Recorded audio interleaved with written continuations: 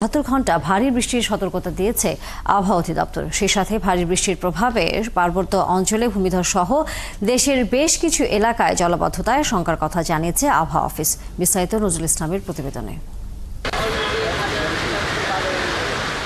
সকাল থেকে রাজধানী ঢাকা সহ সারা দেশে থেমে থেমে গুড়ি গুড়ি ও হালকা থেকে মাঝারি ধরনের বৃষ্টি হচ্ছে। দিনের শুরুতে বৃষ্টির কারণে গণপরিবহন সংকট সহ নানা সমস্যার মুখোমুখি হন নগরবাসী।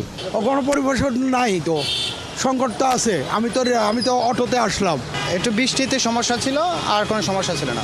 যদিও অন্য যে কোনো সময়ের মতো বৃষ্টির প্রভাবে সকালে তেমন যানজট সৃষ্টি হয়নি। জাম পাই নাই, পানিও জমে থাকতে দেখি নাই।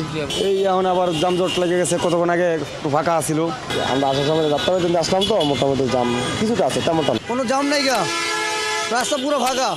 আবহাওয়া কর্মকর্তারা বলছেন, কয়েকদিনের তীব্র তাপদাহের পর গত 15 জুন থেকে দেশ জুড়ে মৌসুমি বায়ু তীব্রভাবে সক্রিয় হওয়ায় কখনো একটানা এবং কখনো থেমে থেমে হালকা থেকে মাঝারি ধরনের বৃষ্টি হচ্ছে। এই বৃষ্টিপাতটা এই মাস জুড়েই হবে এবং আমরা তো আগামী 72 ঘন্টার জন্য সকল বিভাগের কোথাও কোথাও ভারী থেকে অতি ভারী বৃষ্টিপাতের সতর্কবার্তা রয়েছে এবং এই বৃষ্টিপাতের ফলে কোথাও কোথাও চট্টগ্রাম পাহাড়ি এলাকায় ভূমিধসের সম্ভাবনা রয়েছে এবং চট্টগ্রাম মহানগর, খুলনা, ঢাকা এইসব অঞ্চলে বিশেষ করে অস্থায়ীভাবে জলাবদ্ধতা তৈরি হতে পারে।